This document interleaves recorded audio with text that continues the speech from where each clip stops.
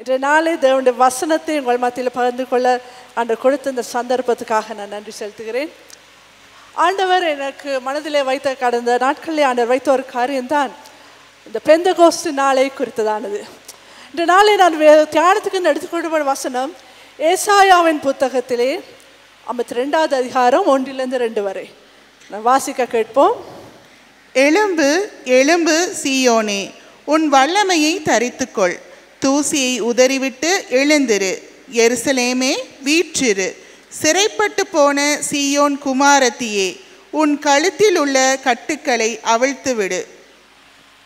இன்றைய நாளிலே ஆண்டவர் சபையை பார்த்து சொல்ல, எழும்பு எழும்பு சீயோனே, உன் வல்லமையை தரித்துக்கொள், உன் தூசியை உதறிவிட்டு உன் கழுத்தில் உள்ள கட்டுக்களை அவிழ்த்து விடு என்று நாங்கள் ஜெபிப்போம். ஹல்லேலூயா. ஸ்தோத்திரம் ஆண்டவரே, இந்த நாளிலே நீங்கள் கொடுக்கிற இந்த வசனத்துக்காக நாங்கள் நன்றி செலுத்துகிறோம்.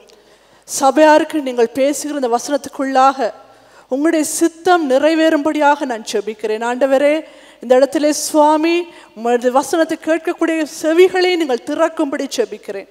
ஆண்டவரே, நம்முடைய சித்தத்தை செய்ய மாம்சமான யாவரும் ஆவியை ஊற்றுவேன்னு சொன்ன தேவனே, இதோ மாம்சமான நாங்கள் உங்களுடைய சமூகத்தில் இன்று வசனத்தை கேட்கும்படி அமர்ந்திருக்கிற அந்த நேரத்திலே நீங்கள் தாமே சுவாமியோட ஆவியின் எங்களை அனல் மூட்டும்படி நாங்கள் ஜெபிக்கிறோம், எங்களை பலப்படுத்தும்படி நாங்கள் ஜெபிக்கிறோம். ஆண்டவரே, இந்த வசனத்தை பகிர்ந்து கொள்ளும் சுவாமி, என்னை உங்களுடைய கரத்தில் ஒப்படைக்கிறேன். நான் சிறுகவும் நீர் பெருகவும் வேண்டும். ஆண்டவரே, உங்களுடைய கரத்தில் ஒப்பிக்கிறோம் இயேசுவின் நாமத்திலே. ஆமேன் ஆமேன். ஆண்டவராக இயேசு நாளில் இந்த சபைக்கு சொல்லுகிற வசனம் தான், எழும்பு எழும்பு சீயோனே, உன் வல்லமை தரித்துக்கொள். கடந்த நாட்களிலே கடந்த ஞாயிற்றுக்கிழமையிலே நாங்கள் பெந்தகோஸ்து நாளை நாங்கள் கொண்டாடினோம். இந்த பெந்தகோஸ்து நாளுக்கு முன்பதாக கிட்டத்தட்ட ஒரு 50 நாட்கள் அந்த பெந்தகோஸ்து நாளுக்காக நாங்கள் தயார் செய்தோம். அதுக்காக அநேக ஜெபங்கள், தினந்தோறும் ஜெபங்கள் ஏறெடுக்கப்பட்டது. ஆண்டோட ஆவியானவரை குறித்தான தியானங்கள், அதை குறித்தான வசனங்கள் அநேகமாக போதிக்கப்பட்டது. சபையார் தயாரானோம். அந்த நாளுக்காக பெந்தகோஸ்து நாள் என்ற நாளை வைத்து நாங்கள் அதிகப்படியாக நாங்கள் தயாரானோம். ஆகவே ஆண்டவர் அன்றைய நாளிலே நாங்கள் எதற்கு தயாரானோம் அதை ஆண்டவர் நிறைவு செய்தார். ஆமேன் என்று சொல்வீர்களா? எனக்கு நிச்சயமாக தெரியும், நீங்கள் ஒவ்வொருவரும் ஆவியால் நிரப்பப்பட்டீர்கள். ஒவ்வொருவரையும் ஆண்டவர் தொட்டார். அந்த நாளிலே பெரிய காரியங்கள் நடைபெற்றது. காலை தமிழ் ஆராதனை நாங்கள் மிகவும் அவசரப்பட்டு நிறுத்த வேண்டிய சூழ்நிலை வந்தது. ஏன்னால் எங்களுக்கு நேரம் போதாமல் இருந்தது. பிறகாக சிங்கள ஆராதனையில் எங்களுக்கு நேரம் வந்தபடியால் அநேக மணித்தியாங்கள் நாங்கள் ஜெபத்திலும் ஆண்டோட அபிஷேகத்திலும் இன்னும் அநேக தேவனுடைய வல்லம் நிரப்பப்பட மிகவும் ஒரு அற்புதமான ஒரு காரியமாக இருந்தது. மிகவும் பார்ப்பதற்கு மிகவும் சந்தோஷமாக இருந்தது. மாலை ஆராதனையிலும் ஒரு பெரிய மாற்றங்கள், பெரிய காரியங்களை காணக்கூடியது. இதுதான் ஆண்டவர் இந்த நாளில் எங்களுக்காக செய்வேன் என்று சொன்ன அந்த வாக்குத்தத்தம். ஆமேன் என்று சொல்வீர்களா? ஆண்டவர் எங்கள் ஒவ்வொருவரும் அன்றைய நாள் இருப்போம். அப்படியா? கையில் ஆண்டவரால் தொடப்பட்டவர்கள் கொஞ்சம் கை தூக்குங்க பார்ப்போம், எனக்கு பார்க்க ஆசையா இருக்கு. ஆமேன். ஆண்டவர் எங்கள் சபையை பெரிய காரியங்களுக்குள்ளாக ஆண்டோட தொடுதலை நாங்கள் நாளே உணரக்கூடியதாக இருந்தது. ஆனால் நான் சிந்தித்துக் கொண்டிருந்தேன் கடந்த கிழமை நாட்களிலே, ஆண்டவர் இந்த தொடுதல், இந்த ஊற்றுதல், இந்த வல்லமை, இந்த அனல் மூட்டுதல் எல்லாமே எவ்வளவு நாளைக்கு ஆண்டவரே? அன்றைய நாள் பெந்தகோஸ்து நாளை குறித்து வைத்து அந்த நாளுக்கு மட்டும் அதை வரையறுக்க போறோமா? இது எவ்வளவு காலம்? என்ன இனிமேல் நடக்க போகிறது? அடுத்தது என்ன என்று எனக்குள்ளாக ஒரு கேள்வி எழுப்பினது. இதை நீங்கள் பெற்றுக்கொண்டது ஆவியை வைத்துக்கொண்டு நாங்கள் என்ன செய்ய போறோம்? ஏன் இந்த பரிசுத்த ஆவியார் எங்களுக்காக ஊற்றப்பட்டார்? ஏன் இந்த பரிசுத்த ஆவியார் எங்களுக்கு கொடுக்கப்பட்டார்? ஏன் இந்த வரங்கள் எங்களுக்கு கொடுக்கப்பட்டது? எனக்கு அன்பானவர்களே, ஒருவர் உங்களுக்கு ஒரு பரிசை கொடுக்கும் பொழுது, உங்களோட பர்த்டேயோ ஏதோ ஒரு பரிசை கொடுக்கும் பொழுது நாங்கள் அதை வைத்துக்கொண்டு அடுத்த பர்த்டே வர மட்டும் அதை பேசாமல் வச்சுக்கிட்டு இருந்தோம்னா அது பரிசில் அர்த்தம் இல்லை, பெற்றுக்கொள்றதுல அர்த்தம் இல்லை. அப்படித்தானே? சில நேரம் எங்களுடைய பரிசுத்தாவின் வரங்களும் அப்படித்தான் இருக்குது. நாங்கள் இன்றைய நாள் பெந்தகோஸ்து நாளை சந்தோஷமாக கொண்டாடி அற்புதமாக அனல் மூட்டி அபிஷேகத்தால் நிரப்பப்படுகிறோம். அடுத்த பெந்தகோஸ்து நாள் வர மட்டும் அதை பேசாமல் வச்சுக்கிட்டு இருக்கிறோம். இனி அடுத்த பெந்தகோஸ்து நாள் அடுத்த வருஷம் வந்ததுக்கப்புறம் திருப்பி அனல் மூட்டப்படுகிறோம். இது தானே ஆண்டவர் எங்களுக்கு இதுக்காகத்தான் ஆண்டவர் எங்களை ஆவியானவரை கொடுத்தாரா? இன்றைய நாளை நாங்கள் சிந்திக்க வேண்டியதில்லை. இதுதான் இந்த பெந்தகோஸ்து, இந்த ஆவியானவர் இந்த பெந்தகோஸ்து நாளுக்கு என்று வரையறுக்கப்பட்டிருக்கிறாரா? அன்றைக்கு வந்துட்டு போறதுக்கு மாத்திரம் எனக்கு அன்பார்களே, இந்த நாளில் உங்களுக்கு சொல்கிற காரியம் தான், ஆண்டவர் உங்களுக்கு ஒரு வரத்தை கொடுப்பாரே ஆனால், உங்களுக்குள்ள ஒரு அபிஷேகத்தை கொடுத்திருப்பாரே ஆனால், உங்களுக்குள்ள ஆவியானவர் நிரப்பப்பட்டிருப்பீர்களே ஆனால், அதை நீங்கள் வைத்துக்கொண்டு சும்மா இருப்பீர்களானால் அதில் எந்த ஒரு அர்த்தமும் இல்லை. ஒரு கதை ஒன்று இருக்கிற, ஒரு தாய், ஒரு விதவை தாய் தன் மகளை மிகவும் கஷ்டப்பட்டு வளர்த்தெடுத்து ஒரு நாள் மகன் ஒரு பெரியவனானன்னு அவர் சொல்ல, அம்மா நான் வெளிநாட்டுக்கு நான் வெளியே போகிறேன், நீங்கள் இனிமேல் கஷ்டப்பட வேண்டிய அவசியம் இல்லை, நீங்கள் தொழிலுக்கு போக வேண்டிய அவசியம் இல்லை, நான் உங்களை பார்த்துக்கிறேன்.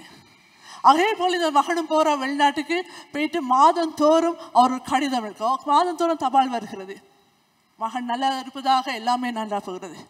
ஆனால் இந்த தாய்க்கு சொன்னபடி பணம் அனுப்பவே இல்லை. மாதங்கள் போகுது, ஒரு வருஷம் ஆகிடுச்சு. இந்த தாய் நோய்வாய்ப்படுறாங்க. இந்த நாய் நோய்வாய்ப்பட்ட பிறகாக அவரை பார்ப்பதற்கு ஒரு உறவினர் அவரை பார்க்கறதுக்கு வர்றாங்க. வந்த நேரத்தில் தாய்கிட்ட கேட்குறேன், ஏன் கூட மகன் உங்களை பார்க்குறது இல்லையா, அவருக்கு காசு அனுப்புறது இல்லையா, நீங்கள் ஏன் இப்படி இருக்கிறீங்க, நீங்கள் தொழிலுக்கு போயிடலான்னு இருக்கு, நீங்கள் ஏன் இப்படி இருக்கீங்க? இல்லை, அவர் எனக்கு காசு அனுப்புறது இல்லை, ஆனால் எனக்கு ஒவ்வொரு மாதமும் எனக்கு ஒரு கடிதம் அனுப்புவார், எனக்கு ஒரு தபால் வரும், அதில் அழகான ஒரு ஒரு கடதாசி ஒன்று இருக்கும், ஒரு நல்ல ஒரு வர்ண கடதாசி ஒன்று இருக்கும், அதை நான் எழுத்து பத்திரமா வைத்துக் கொள்வேன். அது எனக்கு கூட ஒவ்வொரு மாதம் ஒரு தவறாக எனக்கு வரும், அதை நான் எடுத்து அதை எதுக்கு அனுப்புகிறான்னு எனக்கு தெரியலை. அந்த உறவினர் அந்த கடிதத்தை பார்க்கும் பொழுது அதுக்கு விளங்குது, அந்த மகன் மாதந்தோறும் தாய்க்காக அனுப்பிய மணி ஆர்டர் அந்த இடத்துல இருந்தது. எனக்கு அன்பார்ந்த சில பரிசுத்தாவின் வரங்களும் இப்படித்தான், நாங்கள் பெற்றுக்கொள்கிறோம், எங்களுக்குள்ளாக அது இருக்கிற, எங்கள் கைரங்களில் இருக்கிறது, எங்களுக்கு வந்து அதிகாரம் கொடுக்கப்பட்டிருக்கிறது. ஆனால் சில நேரங்களில் நாங்கள் வைத்துக்கொண்டே இருக்கிறோம், அது வைத்துக்கொண்டு அழகு பார்த்து கொண்டு இருக்கிறோம். நல்லா இருந்துச்சு, அன்னைக்கு வல்லமையாக இருந்துச்சு, பாஸ்டர் ஜெபம் பண்ணாரு, அவங்க ஜெபம் பண்ணாங்க, எனக்கு நல்லா இருந்துச்சு, நான் அன்னைக்கு தரிசனத்தை கண்டு எல்லாமே நன்றாக போகிறோம். ஆனால் அதன் பிறகாக என்ன, அதை வைத்துக்கொண்டு நாங்கள் என்ன செய்ய போகிறோம்? நாங்கள் பார்க்கிறோம் வேதாகமத்திலே, பரிசுத்த ஆவியை பெற்ற பிறகாக வேதாகமத்திலே சீஷர்கள் மத்தியில் நடந்த காரியங்கள் எங்களுக்கு தெரியும். அன்றைய நாள் அவர்கள் வல்லமையான அக்கினியால் நிரப்பப்பட்டார்கள், அபிஷேகத்தோடு அந்நிய பாஷையிலே முதல் கதைத்தார்கள். அன்றைய நாள் அற்புதங்கள் நடந்தது. அதன் பிறகு நடந்த நிறைய கதைகள் இருக்குது, அற்புதங்கள். யோவானும் பேதுருவும் அவர்கள் ஆலயத்துக்கு போகும்போது அந்த இடத்துல ஒரு முடவனை சுகப்படுத்தினதை நாங்கள் கேள்விப்பட்டோம். சவுல் பவுலான கதை அந்த இடத்துல சொல்லப்படுது. இதெல்லாம் நடந்தது அந்த பெந்தெகோஸ்து நாளுக்கு பிறகாக வந்த நிறைய காரியங்கள். அந்த சீஷர்கள் ஜபிக்கும்படியாக, அற்புதங்கள் செய்யும்படியாக, பிணியாளிகளை நோயாளிகளை அந்த பாதை ஓரத்தில் போயிட்டு கொண்டு வந்து வச்சா அவர்கள் நிழல் பட்டாது இவர்கள் சுகமடைவார்கள் என்ற அந்த எதிர்ப்பு, அப்படிப்பட்ட ஒரு வல்லமை காணப்பட்டது. இன்றைய நாளிலே எங்களுடைய சபையிலே நாங்கள் அப்படிப்பட்ட ஒரு வல்லமையை நாங்கள் காண முடிகிறதா? அன்றைய நாள் ஒரே பிரசங்கத்தில் பேதுரு 3000 பேர் சபைக்கு சேர்த்துக் கொள்ளப்பட்டதாக சொல்லப்படுகிறது. இன்றைய நாளிலே எங்களுடைய சூழ்நிலை என்ன? இந்த ஆவியானவர் ஏன் எங்கள் மத்தியில் கிரியை செய்ய முடியாமல் இருக்க சில நேரங்களில் நாங்கள் இன்னும் ஒவ்வொரு வாரந்தோறும் சபைக்கு வந்து ஆராதனை பண்ண, நல்லா இருந்தது, ஆராதனை நன்றாக இருந்தது, இந்த ஆண்டவர் ஸ்தோத்திரம் என்று சொல்ல போகிறோமா? இல்லை சபையில் ஏதாவது ஒரு பிள்ளையை, ஏதாவது ஒரு தவறை கண்டால், இந்த இதை இப்படி செய்திருக்கலாம், அந்த பாஸ்டர் இப்படி ஜெபிச்சிருக்கலாம், இப்படி நமஸ்காரத்தை செய்திருக்கலாம் என்று ஏதோ ஒன்று சொல்லி கொண்டு போகிறோமா? இன்னும் நாங்கள் அதே சூழ்நிலையை தான் இருக்கிறோமா? பரிசுத்த ஆவியானவர் பெற்றும் எங்களோட வாழ்க்கை மாறாமல் இருக்கிறதா? எனக்கு அன்பானவர்களை நாங்கள் சற்று யோசிக்க வேண்டியதாக இருக்கிறது. இந்த காலை வேளையிலே இந்த காலை வேளை ஆண்டவர் நிறைப்பூட்டுகிறார். எழும்பு சீயோனே, எழும்பு சீயோனே, உன் வல்லமை தரித்துக்கொள். உனக்கு வல்லமை கொடுக்கப்பட்டிருக்கிறது, அந்த வல்லமை நீ தரித்துக் கொள்ள வேண்டும்.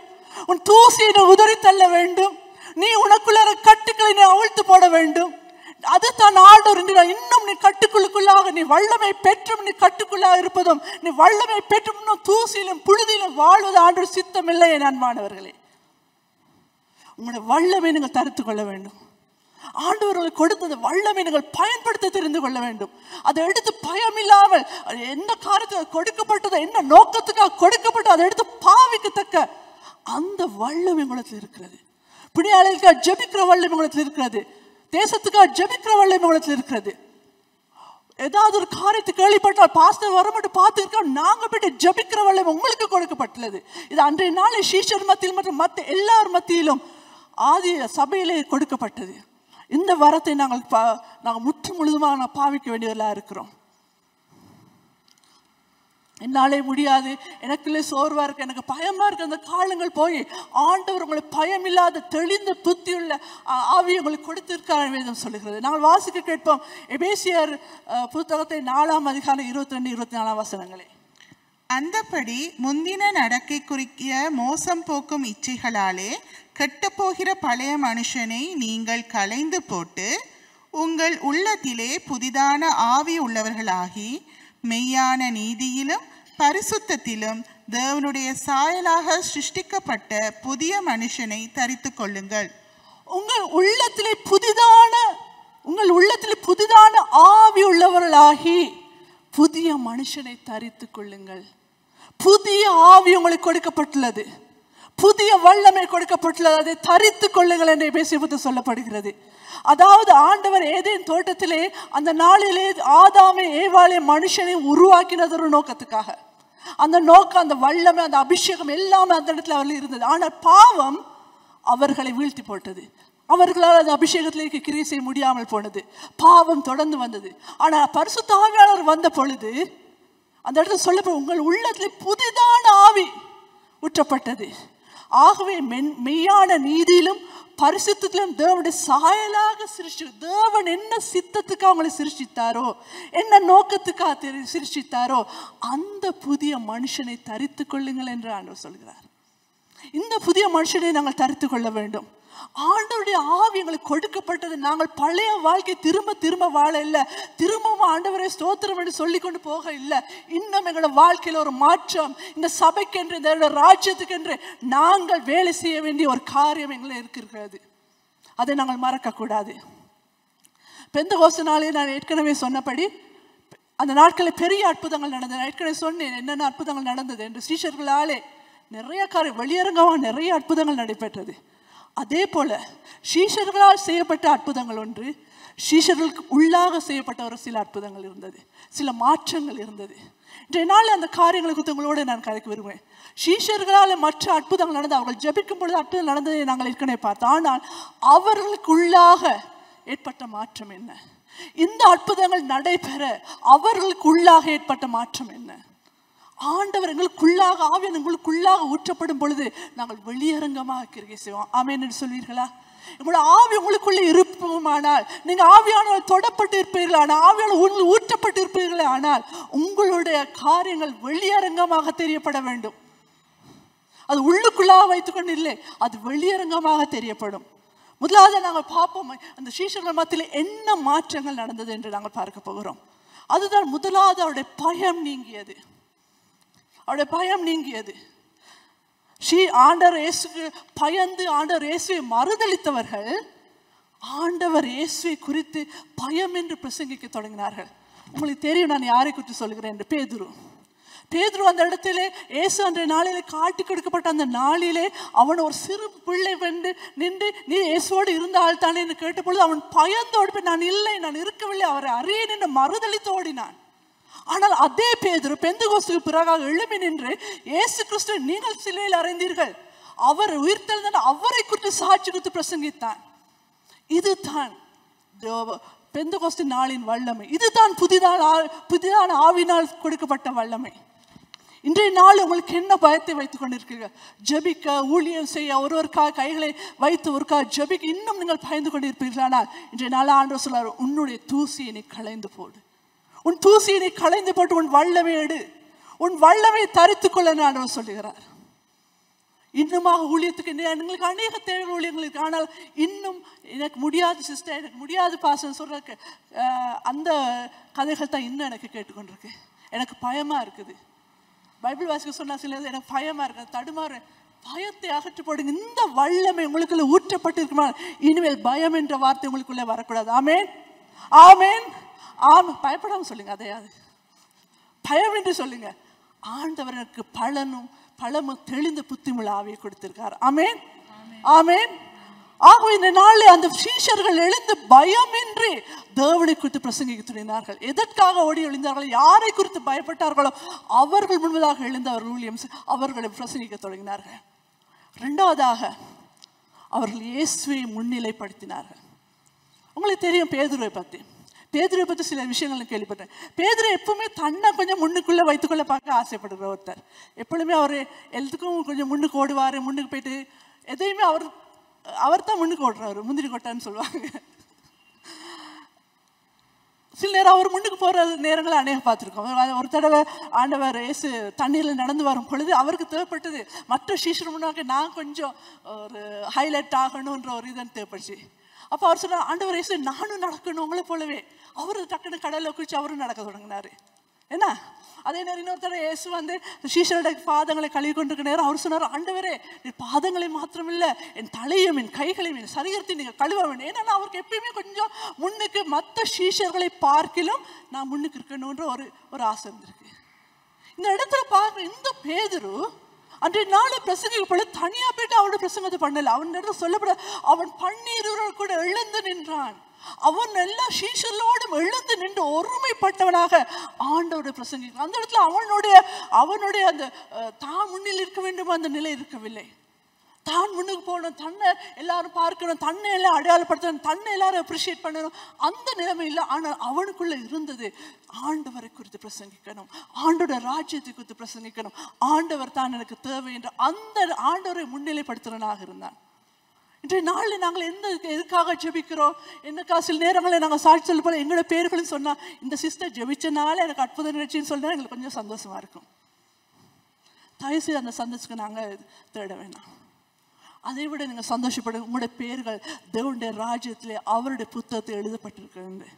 இயேசு தன்னுடைய 70 சீஷர்களை ஊழியத்துக்கு என்று அனுப்பினார். அந்த நேரம் அந்த சீஷர்கள் வந்து சொன்னார்கள், ஆண்டவரே உங்களுடைய நாமத்தினால் நாங்கள் பிரசங்கிக்கும் பொழுது ஜெபிக்கும் பொழுது சாத்தான் ஓடினது அற்புதங்கள் நடந்து சொல்லும் பொழுது அவர் சொன்னார், நீங்கள் அதை குறித்து நீங்கள் சந்தோஷப்பட வேணாம், உங்களுடைய பேர்கள் பரலோக ராஜ்யத்தில் எழுதப்பட்டிருக்கு, அந்த புத்தகத்தில் எழுதப்பட்டிருக்க சொன்ன. இந்த இடத்துல பாஸ்டரோட பேரை சொல்லாமல் இருக்கலாம், அவங்க ஜெபிச்சு தான் நடந்துச்சுன்னு சொல்லாமல் இருக்கலாம், ஆனால் உங்களோட பேர்களை ஆண்டவர் பரலோகம் அறிந்திருக்கிறது. ஆமேன். நீங்கள் செய்கிற ஊழியம் மறைவாக இருந்தாலும் ஆண்டோட ராஜ்யத்தில் அது வெளிப்படும் போல அது வெளிப்படும். ஆகவே நீங்கள் இந்த நேரத்தில் யாரையும் முன்னிலைப்படுத்த வேண்டிய அவசியம் இல்லை, இயேசுவை தவிர. இயேசுவை நாங்கள் முன்னோக்கமாக நாங்கள் முன்னிட்டு செய்யும் பொழுது ஆண்டவர் எங்கள் வாழ்க்கையில் கிரியை செய்வார். எங்கள் வாழ்க்கையில் ஆண்டவர் கிறிஸ்து நேரம் ஒரு தடையாக இருப்பது எங்களுடைய சுயத்தை நாங்கள் காண்பிக்க ஆசைப்படுவது தான். ஆமேன்.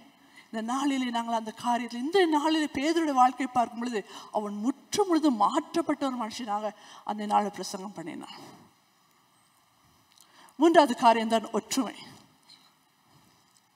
அந்த நாளிலே சீஷர்கள் மத்தியிலே எப்பொழுதுமே ஒரு போட்டி இருந்த நானா போட்டி ஒன்று இருந்துச்சு.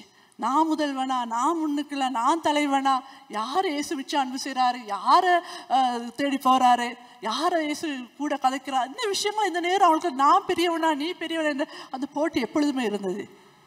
ஆனால் அந்த நாளில் பெந்தெகோஸ்து நாளுக்கு அப்புறம் இந்த சீஷர்கள் மத்தியில் ஒரு பெரிய மாறுதல். அவர்கள் போட்டியாளர்களாக இருந்தவர்கள் இப்பொழுது நண்பர்களாக மாறினார்கள்.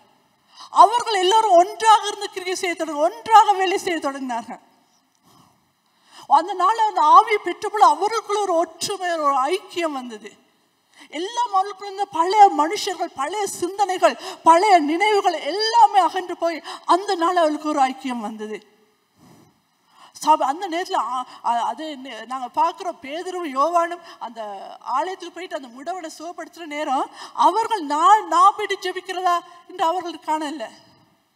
அவர்கள் இருவரும் சேர்ந்து ஒன்றாக அந்த முடவனை தூக்கி விட்டதாக வேதம் சொல்லுகிறது. இதற்கு முன்பதாக இன்னொரு சந்தர்ப்பத்தை நம்ம சொல்ல விரும்புகிறேன். இந்த பேதுரு யோவானும் தான் இயேசு உயிர்த்த நாளில் இயேசுன்ற கல்லறைக்கு போனாங்க பார்க்கறதுக்கு. அந்த இடத்துல சொல்லப்படுது, பேதுருக்கு முன்பதாக யோவான் ஓடி போனானா. ஓடி போயிட்டு என்னத்துக்கு, நான் தான் இயேசு முதல்ல பார்த்தேன், நான் தான் இந்த விஷயத்தை பார்த்தேன் போய் சொல்றதுக்காக. அவர் 2 பேரும் ஒன்னா நடக்கல, அவர் 2க்குள்ளே முரண்பாடுகள் இருந்தது. ஆனா பெந்தெகோஸ்து நாளைக்கு அப்புறம் அவளுக்குள்ள இந்த முரண்பாடு இல்லாமல் அவர்கள் ஒரு குழுவாக, ஒரு டீமாக வேலை செய்ய தொடங்கினார்கள். நீயா நானா என்ற போட்டி இருக்கல, நானா என்னுடைய பேரா யார் ஜெபித்தா அது ஒன்றுமே பிரச்சனை இல்லை. அந்த இடத்துல இன்றைய நாளில் சபையில் இது மிக முக்கியமாக இருக்கிறது கண்பானவர்களே. சபையில் இந்த ஒற்றுமை மிகவும் முக்கியம், இந்த ஐக்கியம் மிகவும் முக்கியம். கடந்த நாட்கள் எங்களோட பாஸ்டர் அநேக பிரசங்கங்கள் இந்த ஐக்கியத்தை குறித்து, ஒற்றுமை குறித்து, நாங்கள் ஒன்றாக இருக்கும் பொழுது ஆண்டவர் எப்படி கிரியை செய்தார் என்பது குறித்து அநேக நேரங்களில் நான் கதைத்தார். மனஸ்தாபங்களை குறித்து கதைத்தார். ஏனென்றால் இந்த ஐக்கியம் இல்லாமல் போகும்பொழுது பரிசுத்த ஆவியான கிரியை செய்ய மிகவும் கஷ்டமா இருக்கிறது. ஐக்கியமா எல்லாரும் ஒரே மனதோட ஒரே நோக்கத்தோடு இருக்கும்போது பரிசுத்த மிகவும் இலகுவாக வேலை செய்யும். அதன் காரணத்தினால்தான் இந்த 3000 பேர் கூட அந்த நாள் ஒரே நாள் ரட்சிக்கப்பட காரணமா இருந்தது. பிரசங்கம் மாத்திரமல்ல, எங்களுக்குள்ள இருக்க ஆட்டிடியூட், எங்களுக்குள்ளாக இருக்கிற குணாதிசயம் கூட ஆண்டவர் கிரியை செய்ய ஏதுவாக இருக்க வேண்டும். ஆமென் என்று சொல்வீர்களா? நாங்கள் ஒரே சிந்தை உள்ளவர்களா இருக்கும் பொழுது, ஒரே நோக்கம் உள்ளவர்களா இருக்கும் பொழுது, தேவனுடைய ராஜ்யத்தை குறித்து மட்டுமே எங்களுடைய சிந்தை இருக்கும் பொழுது ஆண்டவர் பரிசுத்த ஆவியானவர் கிரியை செய்ய மிகவும் இலகுவாக இருக்கும். மனஸ்தாபங்கள் இருந்தால் கலைந்து போடுங்க. ஏதாவது பிரச்சனை இருந்தால் போயிட்டு கதைங்க. பாஸ் இந்த இதை குறித்து எனக்கு திரும்ப சொல்ல வேண்டிய அவசியம். ஏன்னா பாஸ் அதுக்கு பிரசங்க தொடர்களே செய்திருக்கிறாரு. ஆக நீங்கள் உங்களோட வாழ்க்கையை மாற்றிக்கொள்வது அவசியம். ஆண்டவர் உங்களுக்கு கொடுத்த அந்த வரத்தை பயன்படுத்த வேண்டுமானால், ஆவியானவர் உங்களுக்குள்ள கிரியை செய்ய வேண்டுமானால், உங்களுக்குள்ள எங்கள் ஒவ்வொருவருக்குள்ள ஐக்கியம் கொண்டு வர வேண்டும். கட்டாயம் மனஸ்தாபங்கள் இருக்கக்கூடாது. கடந்த கிழமையிலே நாங்கள் கொழும்புக்கு போயிருந்தோம் ஒரு கான்ஃபரன்ஸுக்காக, ஒரு கூட்டத்துக்காக. அந்த இடத்துல இந்த காரியம் சொல்லப்பட்டது. அதாவது மனஸ்தாபங்கள், இதாக யாரையும் மன்னிக்க வேண்டி இருந்தால் நீங்கள் மன்னிக்கலாம், மன்னிப்பு கொடுங்க, ஆண்டவர் கிரியை செய்ய இடம் கொடுங்களேன்னு அந்த காரியம் திரும்பமாக சொல்லப்பட்டது. அந்த இடத்துல நான் எனக்கு பட்ட விஷயந்தான். இந்த கடந்த நாட்கள் எல்லாமே நாங்கள் என்னோட வாழ்க்கை, தனிப்பட்ட வாழ்க்கையில் நிறைய உறவுகளோட சில பிரச்சனைகள் இருந்தது, சில காரியங்கள் இருந்தது. அது ஆண்டவர் எனக்கு வெளிப்படுத்தி அந்த நாட்கள் எனக்கு சரி செய்யறதுக்கு ஆண்டவர் கிருபையை கொடுத்தார். சிலரோட எனக்கு சில காரியங்களை நான் சரிப்படுத்திக்கொள்ள ஆண்டவர் எனக்கு கிருபையை கொடுத்தார். ஆகவே அன்றைய நாளில் நான் இதை குறித்து சிந்திக்கும் போது எனக்கு பட்டுச்சு, எனக்கு ஒன்றுமே இல்லையே, நான் ஓகே தானே. இந்த நாட்களில் அதை குறித்து கதைச்சு அதை குறித்து அநேக விஷயங்கள் கேட்டதுனால சில காரியங்களை எனக்கு ஓகே ஆரம்பிச்சு. ஆனால் நான் திரும்ப ஜெபிக்க தொடங்கும் நேரம் ஆவியானவர் எனக்கு ஒரு காரியத்தை வெளிப்படுத்தினார். அதாவது ஒரு 15 வருஷங்களுக்கு முன்பதாக என்னோட உறவில், என்னை தூரத்து உறவில் இருந்த ஒருவரோட எனக்கு ஒரு மனஸ்தாபம் ஒன்று இருந்தது. அந்த மனஸ்தாபம் என்னை தகப்பனாரை குறித்து அவர் பிழையாக கதைத்ததுனால எனக்கு சரியான மாதிரி துக்கம் வந்தது. நான் நினச்சி இனிமேல் அவரோட கதைக்கிறதோ அவரை சந்திக்கிறதோ இனிமேல் அவரோட எந்த தொடர்பும் இல்லை. அது உண்மை தான். கடந்த 15 வருஷமாக அவரோட எந்த தொடர்பும் இல்லை. உண்மையாகவே அவர் எங்கே இருக்கிறாருன்னு எனக்கு தெரியாது, அவர் உயிரோடு இருக்கிறாரான்னு கூட எனக்கு தெரியாது. ஆனால் ஆழ்வியான எனக்கு வெளிப்படுத்தினார். ஆனால் சொன்ன, இந்த ஆளை குறித்து உனக்கு ஒரு மனஸ்தாபம் இருந்தது, இப்போ நீ மறந்து போயிருக்கலாம், ஆனால் எனக்கு ஞாபகம் இருக்கிறது, நீ மனஸ்தாபத்தை எனக்கு கவலைப்பட்ட, இன்றைய நாள் நீ அவருக்கு மன்னிக்க முடியுமான்னு ஆண்டவர் சொன்னேன். ஆண்டவரை நான் மன்னிக்கிறேன். ஆண்டவரே, அவர் உயிரோடு இருக்கிற எனக்கு தெரியாது, ஆனால் எனக்கு ஒரு சந்தர்ப்பம் கொடுங்க ஆண்டவரை, எனக்கு அவரை சந்திக்கிறதுக்கு, அவரை குறித்து ஏதாவது ஒரு கண்டெக்ட் கொண்டு வர்றது, அவரை குறித்து அவர் குடும்பத்தை குறித்தாவது ஏதாவது ஒன்று தெரிஞ்சுக்கொள்ள எனக்கு ஒரு சந்தர்ப்பம் கொடுங்க ஆண்டவர்கிட்ட நான் கேட்டேன். நான் நிச்சயமாக விசுவாசிக்க ஆண்டவர் எனக்கு அந்த சந்தர்ப்பத்தை கொடுப்பாருன்னு, நிச்சயமா. ஏன்னா ஆண்டவர் எனக்கு கொடுத்த அந்த வரத்தை நான் இல்லாமலாக்க எனக்கு விருப்பம் இல்லை. ஆண்டவரை ஆவியோட என்னை பயன்படுத்த அந்த ஒரு சிறு காரியம், நான் சந்திக்காத 15 வருஷம் கூட சந்திச்ச ஒரு மனுஷன் யாருன்னு தெரிய, இன்னும் ஒரு சிந்தனையிலே இல்லாத ஒரு, ஆனால் ஆவியானவருக்கு ஞாபகம் இருந்துச்சு. அது ஒரு தடையாக நாளைக்கு மாறக்கூடாது என் வாழ்க்கையில். ஆமேன்னு சொல்லுவேன். இன்றைய நாளில் எத்தனை பேருக்கு மனஸ்தாபங்கள், இந்த ஐக்கியத்தை குலைக்கிற மனஸ்தாபங்கள் இருக்குமானா, எனக்கு அன்பான சகோதர சகோதரிகளை உனக்கு கேட்டுக்கொள்கிறேன், தயவுத்தை சரிப்படுத்திக்கொள்ள. ஏன்னா ஆவியானவர் கிரியை செய்ய அது ஒரு பெரிய தடையாக இருக்கிறது. அந்த 12 பேர் அந்த நாள் எழுந்திருந்து ஒரே மனதோடு, ஒரே நோக்கத்தோடு, ஒரே ஐக்கியத்தோடு ஆண்டவர் சமூகத்திலிருந்து அவர்கள் பிரசங்கித்த பொழுது 3000 பேர், அதோட அதிகமான பேர் எப்படி நாங்கள் ரட்சிக்கப்பட வேண்டும், என்னத்தை நாங்கள் செய்ய வேண்டும், அவர்களுக்குள்ள ஒரு மாறுதல் வந்தது. ஜனங்கள் வந்து கேட்டாங்க, நாங்கள் ரட்சிக்கப்படாங்க என்ன செய்ய வேண்டும் என்று. இது இன்றைய நாளை கேட்கப்படாத சில காரியங்கள் எங்களுக்குள்ளாகவே இருக்கிறது. சபையின் ரீதியிலே நாங்கள் மாற வேண்டும், நாங்கள் ஜெபிக்க வேண்டும். இந்த காரியங்கள் மாறும்படியாக எங்கள் சபை நிரம்ப வேண்டும். இந்த பால்கனி ஒரு நாளும் தமிழ் சபையில் நிரம்பணும் இல்லை, போன கிழமை தான் நிரம்பிச்சு. இது எங்களுடைய ஜெபத்தில் இருக்கு, எங்களுடைய கிரிகள் இருக்கு, எங்களுடைய காரியத்தில் இருக்கு. இந்த காரியம் இந்த சபைக்கு கொடுக்கப்பட்டுள்ளது. சபைக்கு ஜனங்கள் சேர்த்து கொள்ளப்பட வேண்டும். அப்படியானால் எங்களுடைய சூழ்நிலை, எங்களுடைய நினைவு, எங்களுடைய சிந்தனை மாற வேண்டும். ஆமேன். என்னோட கூட இருக்கீங்களா? ஆமேன். சார், நான் அடுத்ததுக்காக நான் கடந்து போவோம். நான் கதைத்தேன், ஏற்கனவே பயத்தை குறித்து கதைத்தேன், ஐக்கியத்தை குறித்து கதைத்தேன், ஆண்டவரை இயேசுவை முன்னிலைப்படுத்த கதைத்தேன். 4வது காரியம்தான் பொது உடைமை. இது கொஞ்சம் இந்த பொருளாதாரத்தோட சம்பந்தப்பட்ட வசனம் போல இருக்கும். ஆனால் இது பொதுவாக சில விஷயங்களை பார்க்கறதுக்கு தான் சொல்லப்படுது. நாங்கள் வாசிக்க கேட்போம். அப்போஸ்தலர் 4ஆம் அதிகாரம் 32ஆம் வசனம். விசுவாசிகளாகிய திரளான கூட்டத்தார் ஒரே இருதயமும் ஒரே மனமும் உள்ளவர்களாயிருந்தார்கள். ஒருவனாகிலும் தனக்குள்ளவைகளில் ஒன்றையும் தன்னுடையதென்று சொல்லவில்லை. சகலமும் அவர்களுக்கு பொதுவாயிருந்தது. அந்த இடத்துல சொல்லப்படும் விசுவாச கூட்டத்தார் ஒரே இருதயமும் ஒரே மனதுலமா இருந்தார்கள். ஒருவனாகிலும் தனக்குள்ளவைகள் ஒன்றையும் தன்னுடையது என்று சொல்லவில்லை. சகலமும் அவர்களுக்கு பொதுவாக இருந்தது. இந்த வசனத்தை சில நேரம் நாங்கள் பிழையாக விளங்கி கொள்கிறோம். இந்த வசனத்தை கேட்கும் போதெல்லாம் எங்களுக்குள்ள மனசுல அடே நாங்கள் தனிப்பட்ட ஒன்று வச்சுக்கிற கூடாது, எங்கள் வீட்டில் உள்ள ஒன்று வச்சுக்கிற கூடாதோ, எல்லாத்துக்கும் கொடுத்து சபையில் கொண்டாந்து கொடுத்துடணும், அப்படிப்பட்ட ஒரு கருத்து தான் சபையில் இருக்குது. இது வாசிக்கப்பட்டு அநேகர் அப்படித்தான் நினைக்கிறாங்க. அதாவது எங்களுக்கென்று நாங்கள் ஒன்றுமே வச்சுக்கொள்ளக்கூடாது, எல்லாத்தையும் கொண்டாந்து சபைக்கு கொடுத்துடணும், அப்படிதான் ஆதிசபை இருந்தது. இல்லை, அது ஒரு பிழையான கருத்து.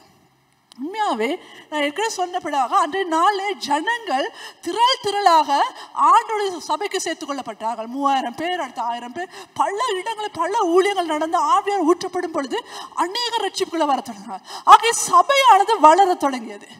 சபை வளரும் பொழுது அங்கே அநேகர் இருந்தார்கள், அநேக தேவைகளோடு.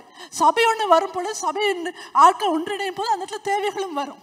பிள்ளைகள் இருப்பார்கள், சிறு பிள்ளைகள் இருப்பார்கள், பெரியவர்கள் இருப்பார்கள், உணவு தேவைகள் இருக்குது, உடை தேவைகள் இருக்குது, மருந்து தேவை, பல காரியங்கள் அந்த இடத்துல தேவை, சபைன்னு வர தேவை ஒன்று வருகிறது இல்லையா? அந்த நேரத்தில் சில நேரங்களில் சபையால், ஏன்னா அப்பொழுது அந்த சபையோட தொடங்கப்பட்டிருக்குது இல்லையா? அந்த இடத்துல ஒழுங்கான சிஸ்டம், ஒழுங்கான விஷயங்கள் வர்றதுக்கு இன்னும் நேரம் இருந்தனால, நேரம் எடுத்தபடினால அங்கே இருப்பவர்கள் என்ன செய்தாங்க, தங்களுக்குண்டான காரியங்களை தனக்குள்ள 2 உடுப்பு இருந்துச்சா இன்னொரு உடுப்பு போயிட்டாங்க கொடுத்தாங்க.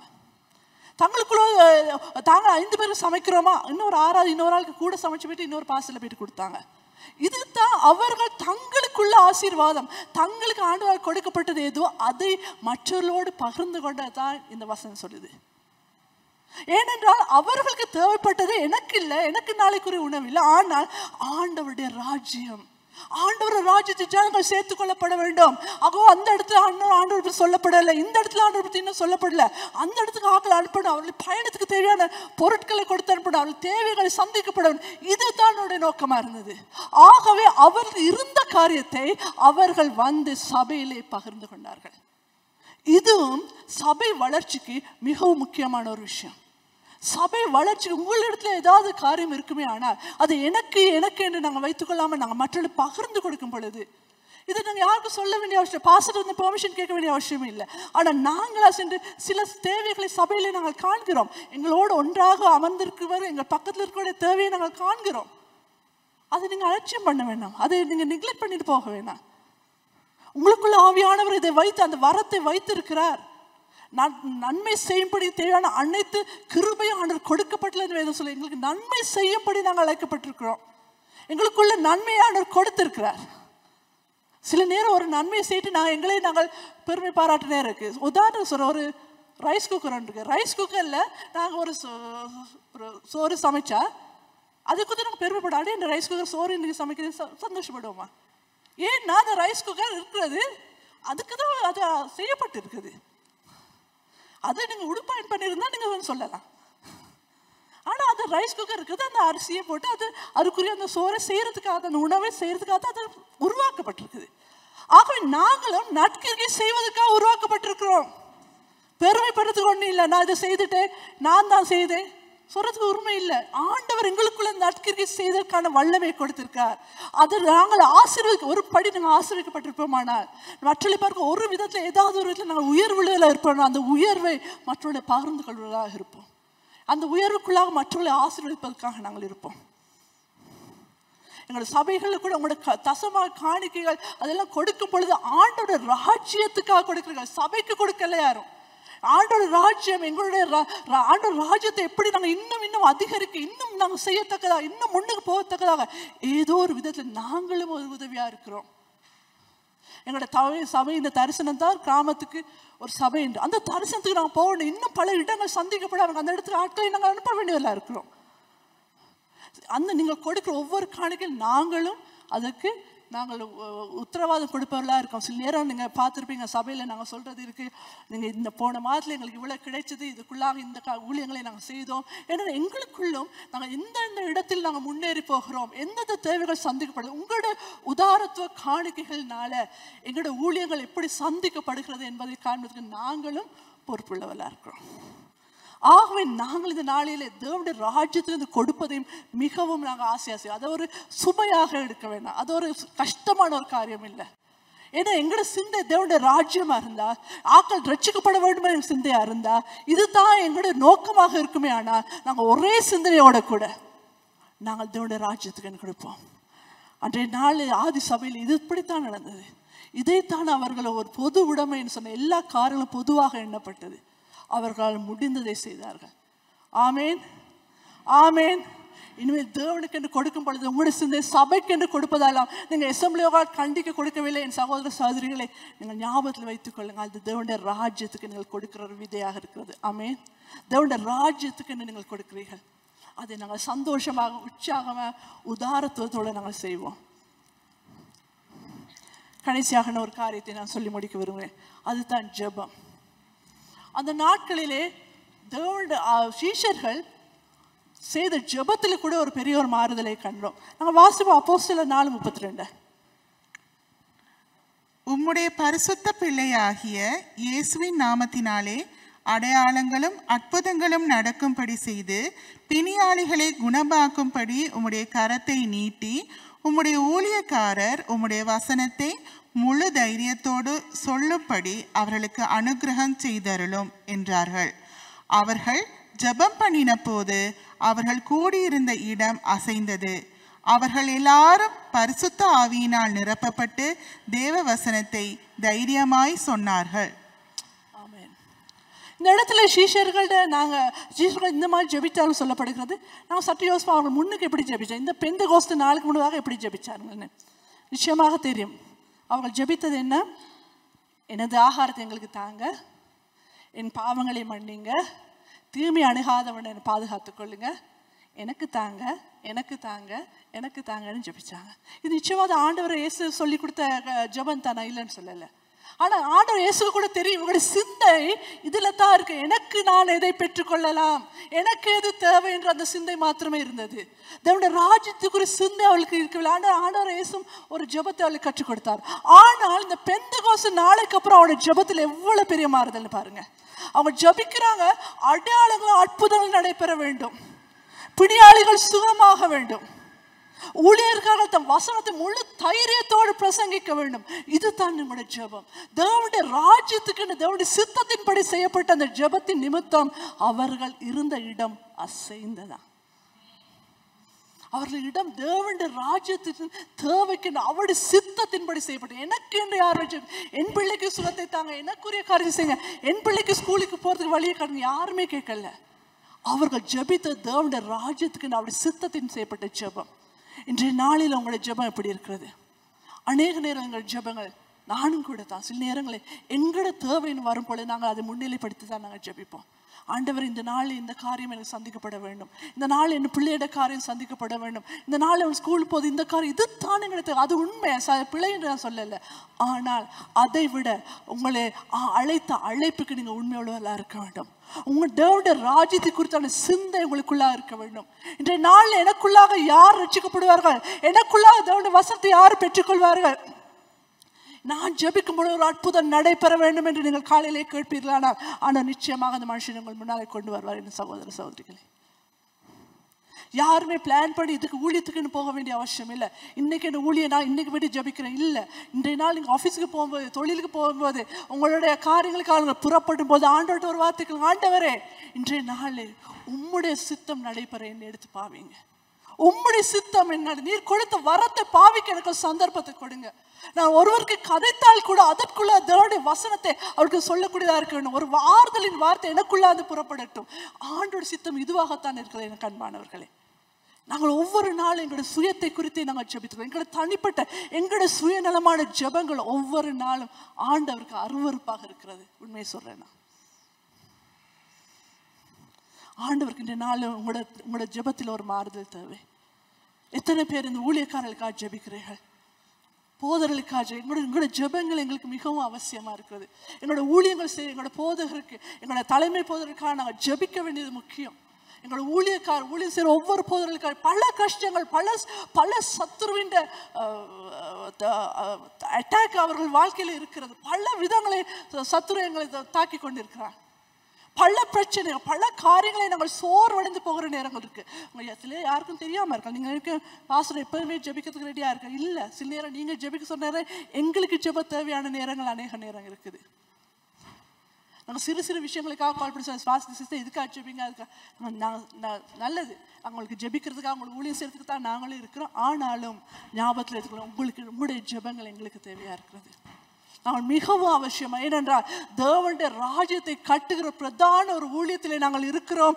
எங்களுக்கு சத்ருவின் அந்த தாக்குதல் மிகவும் அதிகமாக இருக்கும். சத்ரு எங்களை பார்த்துதான் எங்களை குறிவைத்து சில செயல்படுகிறான். யாரை விழுங்கலாம் சிங்கம் போல கர்ச்சித்து திரிகிறான். இந்த நேரத்தில் உங்களுடைய ஜெபங்கள் எங்களுக்கு தேவை. நாங்கள் தேவனுடைய வசனத்தை தைரியமாக பிரசங்கிக்கும்படிக்கு நாங்கள் அற்புதம் ஜெபிக்கும் பொழுது அற்புதங்கள் நடைபெறும். உங்களுடைய ஜெபங்கள் எங்களுக்கு தேவையா இருக்கிறது. ஆக இந்த சபையாக நாங்கள் எழுந்திருப்போம். இந்த நேரத்திலே நாங்கள் இந்த நேரத்தில் ஆண்டவர் சமூகத்திலே நாங்கள் கேட்க போகிறோம், ஆண்டவரே இந்த குணங்களால் என்னை நீங்கள் மாற்றுங்கள் என்று ஆண்டவர் கேட்க போகிறோம். ஆண்டவரை நாங்கள் கேட்க போறோம், ஆண்டவரே ஜெபத்தை எனக்குள்ளாக இருக்க இந்த பெந்தெகோஸ்து நாளுக்கு பிறகாக செய்யப்பட்ட அந்த காரியத்தை என் வாழ்க்கையில் நீங்கள் செய்யுங்களேன் என்று எங்களுடைய காரியங்களை முன்னிலைப்படுத்தாமல் ஆண்டவரே, நான் இன்றைய நாளிலே உம்முடைய ராஜ்யத்திற்காக நீர் எனக்காக எதற்காக நீர் அழைத்தீரோ, எந்த நோக்கத்துக்காக எனக்கு இந்த வரங்கள் கொடுக்கப்பட்டதோ அந்த நோக்கத்தை நிறைவேற்ற எனக்கு உதவி செய்யுங்க ஆண்டவர்கிட்ட நாங்கள் கேட்க போகிறோம். நாங்கள் ஒரு காரியத்தை நீங்கள் ஞாபகத்தில் வைத்துக் கொள்ளுங்கள். நாங்கள் இந்த ஆவியை அணைத்து போட மிகவும் லேசான ஒரு காரியம்தான். நாங்கள் சுயமாக நாங்கள் செயல்பட்டா, எங்களோட விஷயத்தை மட்டும் பார்த்துக்கொண்டு செல்ஃபிஷாக எங்களுக்காக ஜெபித்து கொண்டு எங்களோட நோக்கமாக இருப்போமா இருந்தால் இந்த ஆவியானவரை மிகவும் இலகுவாக நாங்கள் அணைத்து போடுவோம். கடைசியாக நான் ஒரு வசனத்தை உங்களோட வாசிக்க ஆசைப்படுகிறேன். லேவியராகமத்தின் 6:12 வசனம். பலிபீடத்தின் மேலிருக்கிற அக்கினி அவியாமல் எரிந்து கொண்டிருக்க வேண்டும். ஆசாரியன் காலை தோறும் அதன் மேல் எரியும்படி கட்டைகளை போட்டு அதன் மேல் சர்வாங்க தகன பலியை வரிசையாக வைத்து அதன் மேல் சமாதான பலிகளின் கொழுப்பை போட்டு தகனிக்க கடவன். பலிபீடத்தின் மேல் அக்கினி எப்பொழுதும் எரிந்து கொண்டிருக்க வேண்டும். அது ஒரு பொழுதும் அவிந்து போகலாகாது. பலிபீடத்தில் எப்பொழுதும் அக்கினி எரிந்து கொண்டிருக்க வேண்டும், அது அவிந்து போகலாகாது. இன்றைய நாள் ஆவியானவர்களுக்கு கொடுக்கப்பட்ட இந்த பரிசுத்த ஆவியானவரை அணைத்து போடாமல் இருப்பது உங்களுடைய கரத்தில் இருக்குது. தினமும் நீங்கள் அக்கினியை பலிபீடத்திலே உங்களுடைய சுயத்தை, உங்களுடைய சுய நலங்களை, உங்களுடைய தனிப்பட்ட விருப்பங்களை நீங்கள் அக்கினியிலே எரிக்க வேண்டும் என அன்பானவர்களே. நீங்கள் தினந்தோறும் ஆண்டோட ஆவினால் பலிபீடத்திலே நீங்கள் தகனிக்கப்பட வேண்டும். உங்கள் சுயம் தகனிக்கப்பட வேண்டும். உங்களுடைய நினைவுகள், உங்களுடைய சிந்தனைகள் புதிதாக்கப்பட வேண்டும். நீங்க இந்த இடத்துல ஆண்டவரோடு நீங்க ஆண்டவர் கொடுத்த அந்த அபிஷேகத்தை தினம் தினம் தினம் நீங்கள் புதுப்பிக்கிறவர்களாக இருக்க வேண்டும். இதற்குள்ளாக இந்த சபையிலே மாறுதல்கள், தேவனுடைய ராஜ்யத்திலே மாறுதல்கள் நடைபெறும். ஆமென் என்று சொல்வீர்களா? இந்த நாளே தேவன் எங்களை ஒவ்வொருவரை அழைக்கிறார். அவருடைய ஆவியானவரை பெற்றுக்கொண்டு அதற்குள்ளாக கிரியை செய்யத்தக்கதாக. இன்னும் நீங்க சொல்வீர்களா, நான் எனக்கு முடியல, என்னால் செய்ய முடியல. இன்றைய நாளும் நீங்க ஆண்டவரை சொல்லுங்க, ஆண்டவரை என்னை நிரப்புங்க. நீர் வேண்டும் ஆண்டவர், எனக்கு நீர் வேண்டும். எனக்கு அதிக அளவு நேற்றை விட இன்றைய நாள் எனக்கு நீர் தேவை. உங்களோட வல்லம் எனக்கு அதிகமாக தேவை. இன்றைய நாளிலே நான் உங்களோட ஆவியில ஏதாவது நிலைமையில அவிந்து போயிருப்பேன். ஆனால் போன கிழமை நான் பெற்றுக்கொண்ட பரிசுத்த இன்றைய நாளிலே அதை உணராத வண்ணம் இருப்பேன். ஆனால் இன்றைய நாள் எனக்கு நீர் தேவை என்று ஆண்டவர்கிட்ட நாங்கள் சொல்லுவோம்.